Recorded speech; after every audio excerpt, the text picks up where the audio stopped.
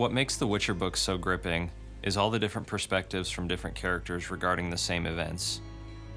No character too big or small can give details and change how events are viewed. And in following this pattern, the first creature that we join is called an itter. It was in the middle of one of its hunts. It pressed its abdomen into the ground to feel the vibrations of its prey. 3 distinct signals, and one that was far more faint.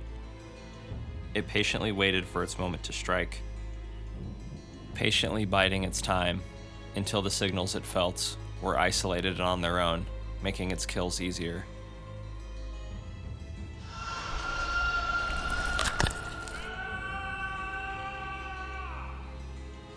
First, a man was sent 6 feet into the air before being ripped apart. The woman and her small child froze with fear, knowing that death was suddenly so close.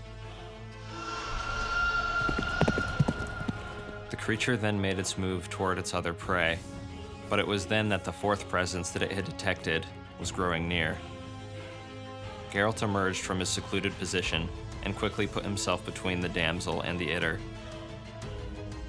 He did what he does best, slashing and dancing the creature's limbs, and like thousands of other creatures before it, Geralt would best him.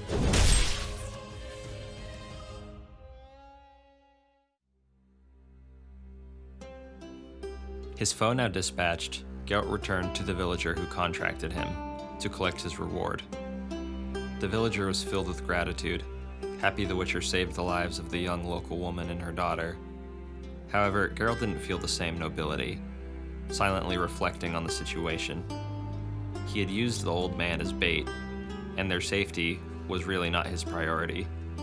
He even denied a bonus that was being offered to him, saying it wasn't the agreed upon amount. The villager urged him to take it, but despite his best efforts, he still refused. And so Geralt takes his fee and leaves. So before I go any further, I want to explain something. The timeline can be a little strange here because although Season of Storms came out after The Lady of the Lake, this isn't actually chronologically after it. It takes place between the 2 short story books, The Last Wish and Sword of Destiny, which obviously means that the events of this book take place before Blood of Elves.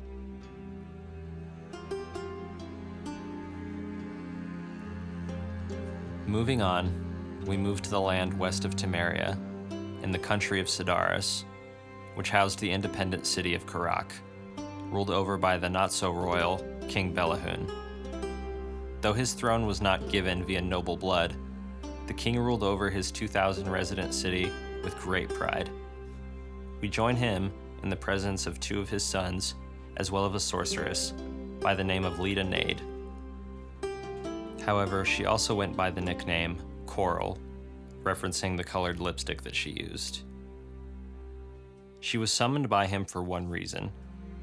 She serviced the women of his city with potions that will essentially abort their babies, and given that he has a new 16-year-old wife that he wanted to produce many children with, he wanted her to cease the distribution.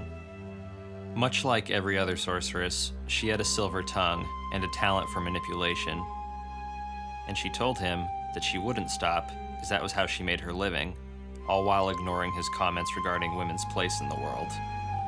She instead shifted his attention to something that she insisted was far more pressing. He had enemies, and he was in danger. He immediately takes this threat seriously and asks for names, completely forgetting the original reason she was brought there to begin with.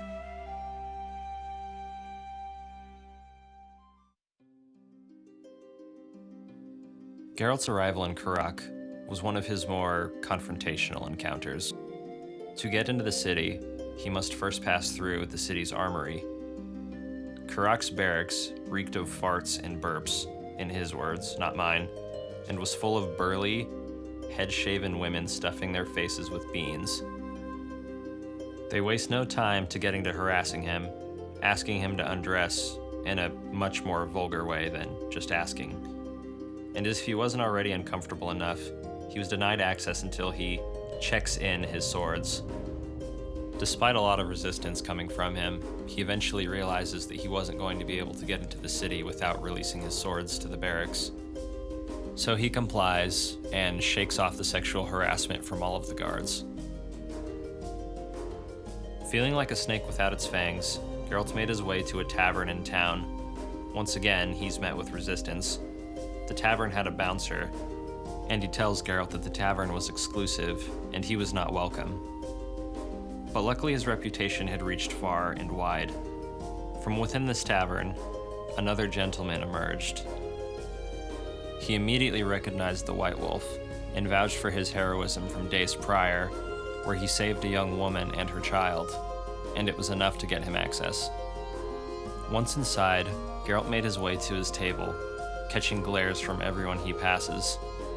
A waiter approaches Geralt, and he uses the opportunity to show off some of his educated mind and impress the waiter with his order. And after suggesting a good wine, he returns to the kitchen. Geralt's Witcher sense begin to tell him that he was being watched. He scans the room and sees a woman with fox red hair. She was trying to be discreet, but Geralt knew she was watching him. He, however, had no time to theorize. 3 men in black cloaks approached him and asked him to identify himself. Once he does, they inform him that he is under arrest.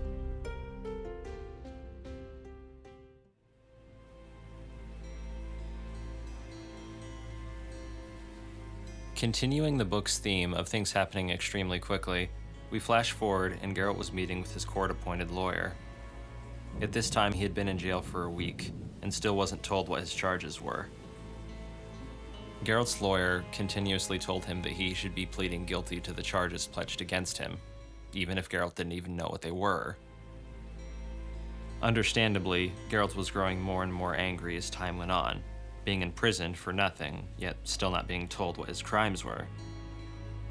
His court date comes, and it's revealed that he's being charged with embezzlement and misappropriation of crown property. The prosecution made a case solely on hearsay and prejudice against non-humans. No actual proof was present. Geralt was growing suspicious that this was a conspiracy against him. Being that there was actually no proof against Geralt, the judge posts Geralt's bail at 500 Novigrad crowns without so much as a word from Geralt, and dismisses the court. Geralt would only be in jail a couple more days, and his bail was paid. He asked the scribe who posted his bail, but he made it clear that he wasn't going to tell him. He did, however, inform Geralt that all of his possessions would be kept in order to cover his court costs, and he was free to go. Wanting to leave the city, he didn't argue, and made his way to the stables where, luckily, Roach hadn't been taken by the court, and he had been well groomed and fed. He takes Roach, and he has one more stop to go, the armory, where he had checked in his swords. The armory itself still reeked of beans and farts, and the women there were still crude and vile, but it didn't matter to him. He just wanted to get his swords and leave. There was just one problem, however. His swords weren't there, and his vouchers were taken by the court. Geralt's temper began to get the better of him. Feeling the tension in the room beginning to rise, the guard captain attempted to pacify Geralt, but with no luck. She and a few of the other guards tried to throw him out, but he had become unhinged. Now, Geralt typically prides himself on not hitting women. However, he has no problem hitting a, in his words, broad-shouldered, belly of a pork roast and farts like a male woman who instigated the fight. Not to mention he had somewhat of a bone to pick for all the physical and sexual harassment that they endlessly threw his way every second he was in the armory. So he took no issue defending himself, and it breaks out into a brawl. Geralt's being scrappy and good in a fight, manages to fight off several of the guards, 6 of them to be exact. But like I said, these women were brawlic and eventually pin him to the ground. One of them calls for a knife, wanting to castrate the restrained Witcher, but an authoritative voice beams through the barracks, calling for disengagement. Of the 6 clobbered guards, only 3 were able to rise to their feet. The others were too injured. Before the figure says anything, the watch captain blames Geralt for the altercation. Geralt notices a nobly dressed dandy standing behind the authoritative figure, one that Geralt immediately recognizes. Dandelion greets Geralt as he rises to his feet. Then the authoritative figure takes the chance to introduce himself. His name was Ferrant Lettenhoof, and he assures Geralt that a formal investigation would be launched to locate his missing property, as it wasn't the court that had possession of his blades. Geralt appreciated the gesture, but he wished to know who posted his bail, which Ferrant declined to answer, and then excuses himself from the conversation, leaving Geralt and Dandelion alone to talk. Dandelion immediately spills that his bail was paid by a sorceress by the name of Leda Nade, aka Coral. However, this gave Geralt more questions than answers, as Dandelion also informed Geralt that it was she who was responsible for the warrant that got him arrested in the first place. Dandelion knew this because he revealed that Ferrant was his cousin, and he just happened to be visiting. So from the moment he heard Geralt was in trouble from the law, he pleaded to Geralt's innocence, assuring his cousin that Geralt wouldn't partake in random acts of violence. Ferrant excuses Geralt, saying that he's free to go, but asks that during the investigation of his stolen property, he won't leave town.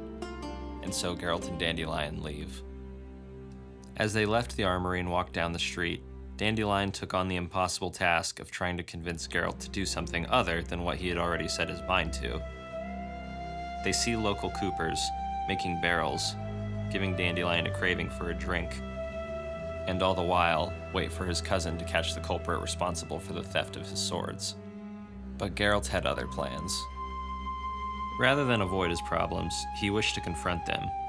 He was to go pay the sorceress a visit. Dandelion assured Geralt that he would fund his time in the city, and it was just then that Geralt was ready to cash in his first favor.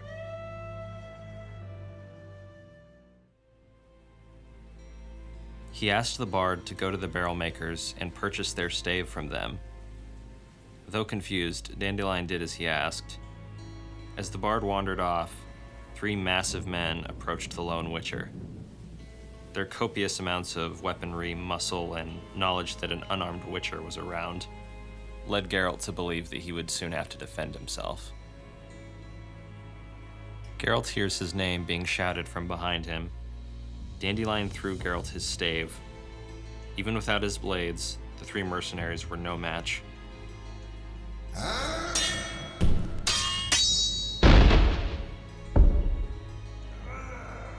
Geralt clobbered the 3 goons with little effort, and now being dispatched, Dandelion walked up to him, who informed him that he was now going to see Coral. No more waiting. Dandelion didn't protest his friend's decision, but he did give him some advice. He suggested that first he get a haircut and visit a bathhouse.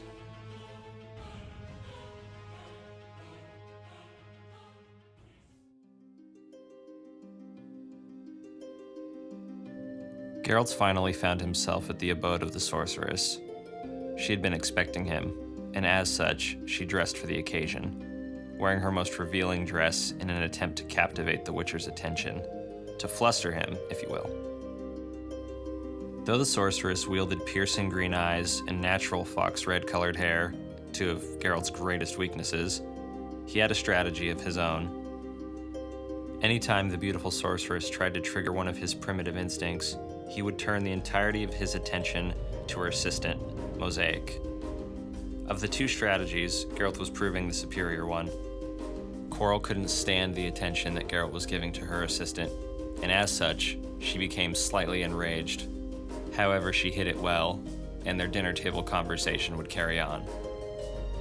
Eventually, Geralt gets to his question, being why would she be the direct reason that he was arrested and then post his bail?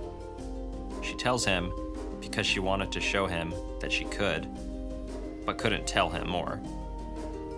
He assures her that simply telling him that in the beginning would have worked, but he digresses and changes the subject, asking if she had any involvement in the theft of his swords. She assures him that she had no part in it, and so Geralt stands up to leave.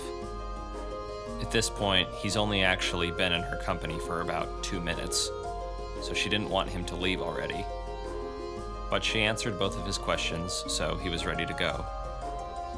Before he leaves, she tells him that she has a question for him. Why Yennefer? The world of sorcerers and sorceresses never cared much for witchers until Yennefer and Geralt split, which was 1 year prior at this point. Geralt stares directly at Mosaic while he spoke. He said some women simply have it. He said this in an attempt to infuriate the sorceress, and it worked, even better than he hoped. The whole meeting itself only lasted about 5 minutes. Then he left the woman's home and met up with Dandelion again.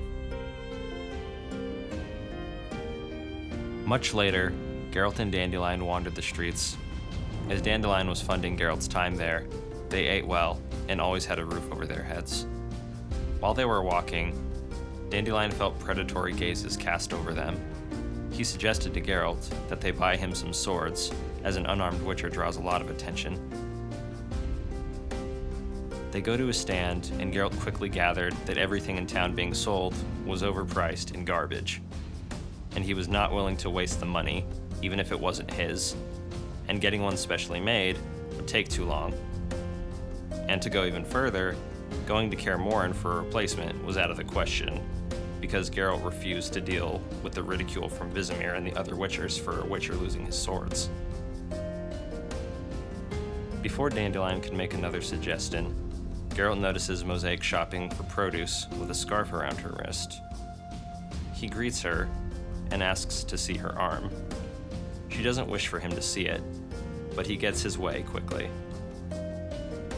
Upon removal of the scarf, Geralt quickly realizes that her arm is barely functional and beyond broken. She told him it was her punishment for what happened while he was visiting, despite her doing nothing wrong. Coral saw it as a fitting punishment for humiliating her. The pettiness of sorcerers and sorceresses has no bounds in this world. But this angered Geralt, and he assured her that he would do something about it. She begged him not to, as it would only worsen the ordeal, and despite her hand and wrist being broken, she held no blame or anger towards Geralt. The two of them are then approached by a burly man wielding a trident and a fishnet. He makes a loud speech, gathering the attention of many that are nearby. He nobly challenges Geralt to a duel, but before he can even finish his speech, mid-sentence, Geralt uses his Ard sign to send him flying into one of the market stands. It seemed once again that word was traveling fast that an unarmed witcher was in town, and a lot of people wanted a piece of him. And so Geralt decided it was time to pay Coral another visit.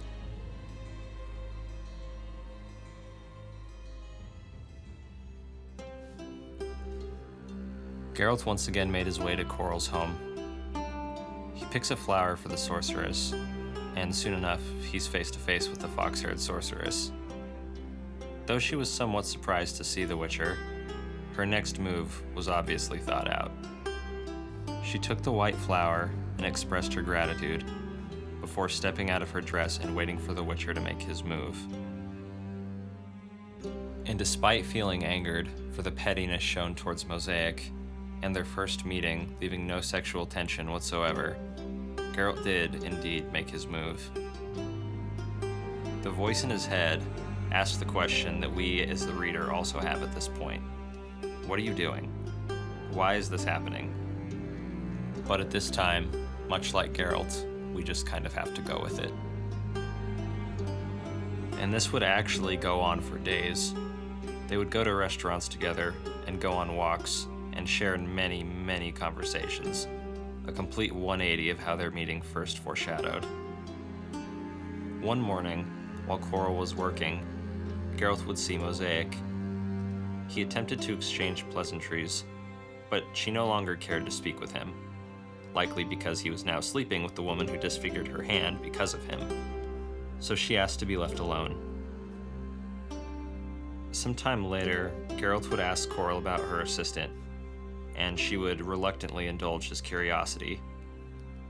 The pigment in her cheeks were very different than the rest of her skin tone. She even took a liking to the nickname, and it stuck ever since. Even though now, like most magic users, any physical imperfections are spelled away. 4 days of this relationship would go on before Geralt would see Dandelion again. They would meet in their regular restaurant that they frequent. Dandelion told Geralt that Coral was simply using him and manipulating him, to which Geralt replied he knew. And on top of that, Geralt was just rebounding from Yennefer, whose relationship at the time was over, and Geralt once again replied, I know. And so Dandelion asks the question, why? Why pursue this relationship any further? And Geralt responds, he didn't know. Sensing he wouldn't really be able to get anywhere further on the topic, Dandelion decides to let go of it, at least for now. Geralt would return to Coral, and during one night, he said that he had a question for her. He had heard that she can see what she wants to see, like in a magical version of the compass from Pirates of the Caribbean. She gets defensive at first, wondering what treasure he was seeking or what his future holds, but Geralt dissipates her suspicion that she was being used and asks simply where his swords were. She takes him to a fountain in her courtyard. She began chanting an incantation, and images began to take shape in the once clear water of the fountain. Following seeing images of Yennefer, Coral angrily puts him back on track, telling him to think about his swords. Soon, they begin to materialize. The swords were being auctioned off. They then saw a forest and a stone formation protruding from it. He didn't recognize it, and neither did Coral. The vision then turned itself dark, showing images of fire and death. Coral says that she had seen it as well, and took it as a warning, but not for the Witcher, for her. The next day, Geralt would meet Dandelion. He would tell him of his vision and what he had saw. After hearing his description of the rock formation, Dandelion dipped his finger in his beer and drew the image on the table, asking if it's what Geralt had seen. The Witcher confirms it that yes, indeed it was, which sets Dandelion off on an arrogant spree of boasting, because, as he would soon tell, he knew where Geralt's swords were. He then hurries Geralt along, as they would need to see his cousin and get a pass for Geralt to leave the city, as they were going to a land known as Ravelin.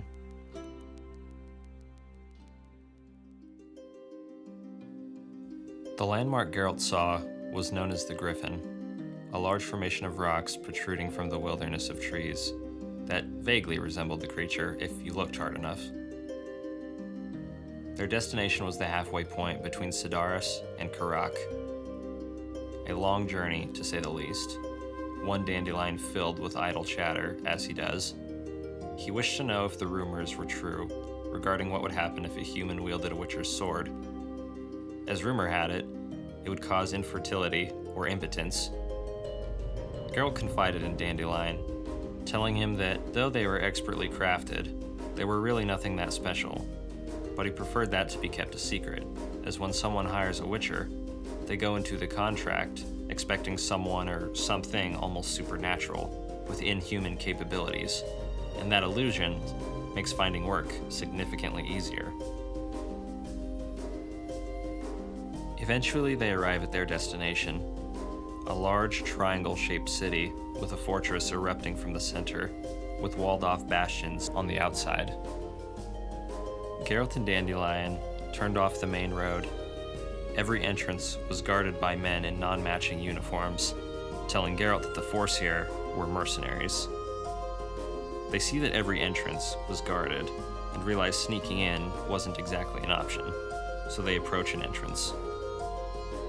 They're asked to dismount and then searched for weapons.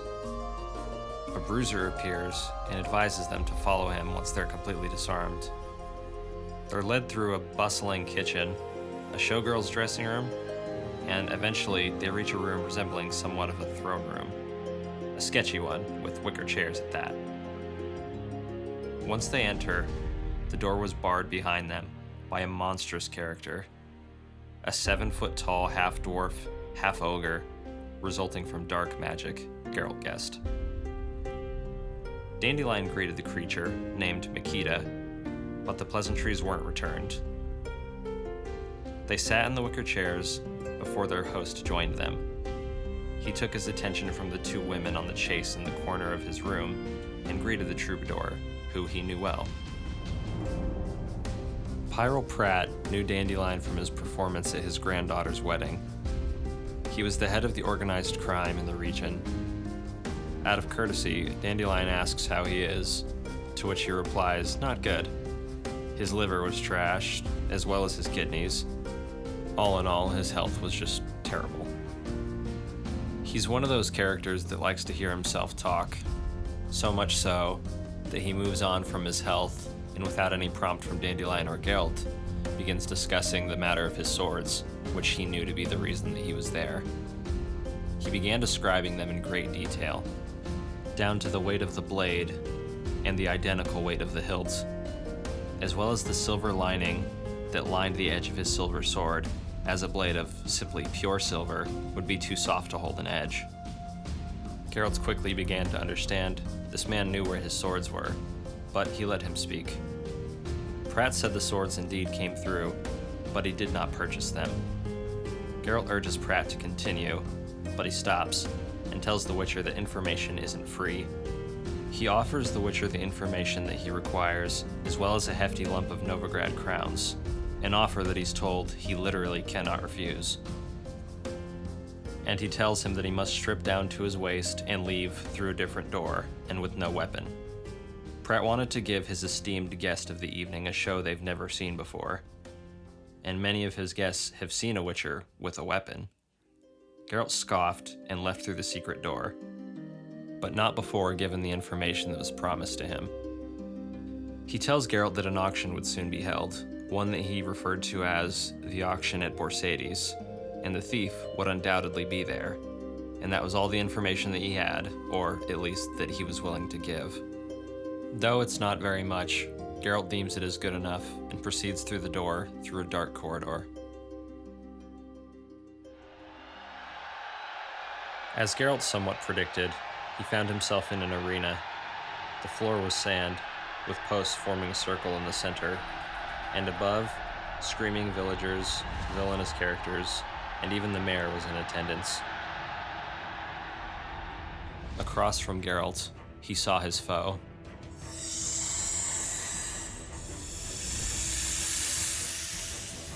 A magically mutated lizard-like creature that stood on two legs, roughly the size of a Great Dane. Geralt recognized it. It was a Vigolosaur. It moved around the arena like it was its longtime lair, attacking and retreating with blinding speeds. Such incredible speed, in fact, that even the mutated reflexes of a Witcher wouldn't be enough to avoid every attack.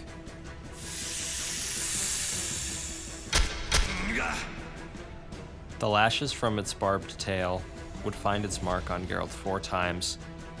Blood was pouring down his back, and he was slowing. Just as things looked their grimmest, a spectator, leaning against a pole holding a lantern above the arena, leaned in a little too far. The pole became loose and fell into the arena. The lantern, luckily, fell directly onto the Vigolosaur's head, and the pipe that was holding it landed in the sand near it. The agitated lizard-like creature lashed and swatted at the hot embers, ensnaring it. Geralt saw his opportunity and did not hesitate.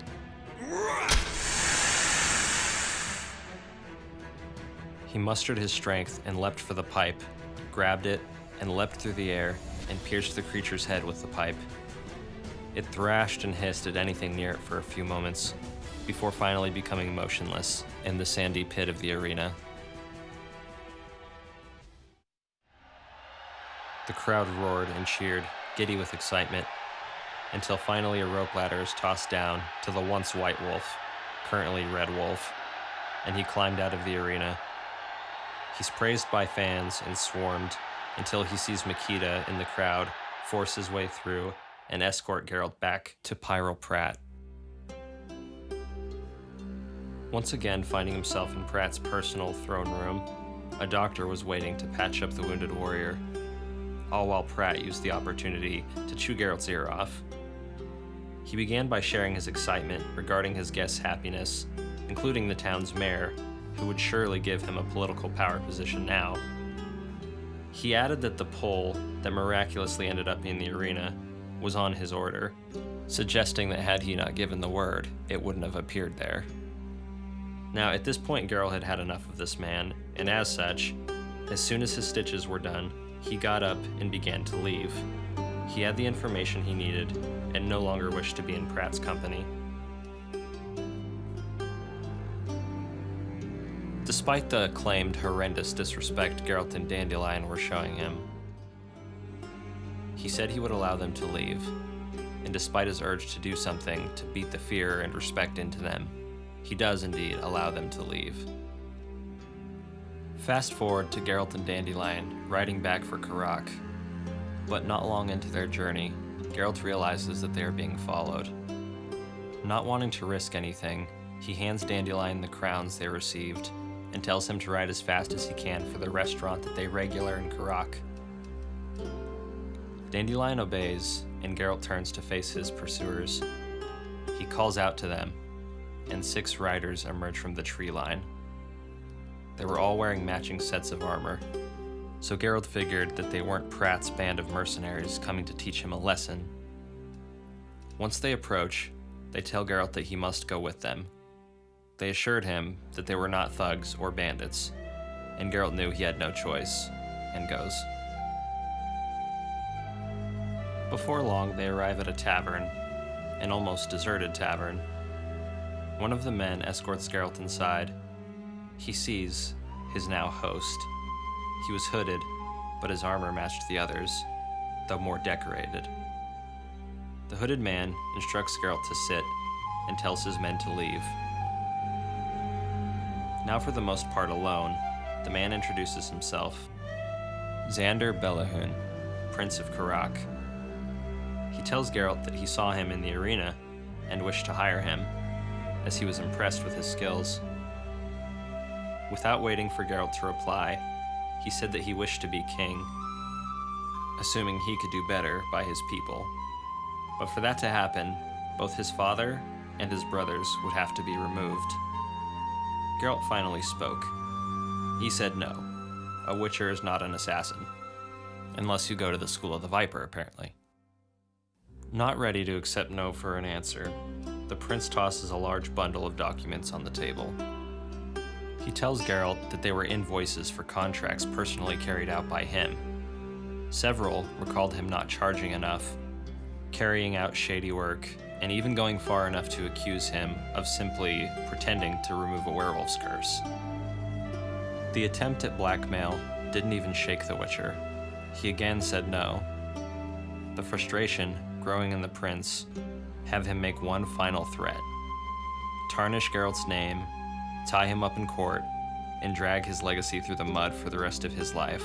A threat that Geralt knew very likely could be followed through and wasn't just a bluff. But Geralt didn't waver, giving the prince one final no without hesitation, and says the man lurking in the corner can come out now. To Geralt's surprise, Xavier began to laugh, and from the shadows, Ferrant stepped forward. Xavier digresses that Ferrant won their wager regarding Geralt's will to kill his father. He then reintroduces himself. His real name was Egmund Belahun, Xavier's big brother. He posed as his brother and proposed Geralt with a fake proposal to test his willingness to murder. He did this because he feared his father's life was in danger, and actually wanted to hire Geralt as a bodyguard at an upcoming banquet, now knowing that this Witcher couldn't be bought for murder. Egmund, however, knew very well, though, that hiring a Witcher as a bodyguard was just as unlikely that you can hire one to be an assassin. But he then brought to Geralt's attention about times in the past. Witchers have been hired to protect caravans from monsters, but end up saving them from bandits. So he proposed to Geralt that if he was to hire to protect his father from, say, basilisks, would he be able to do it? Kind of like a loophole in their contracts. Geralt expressed interest, but a problem still existed. He still needed his swords. Egmont then assured Geralt that Ferrant would find his swords, and all the slanderous documentation that he presented him with would be kept safe and out of harm's way.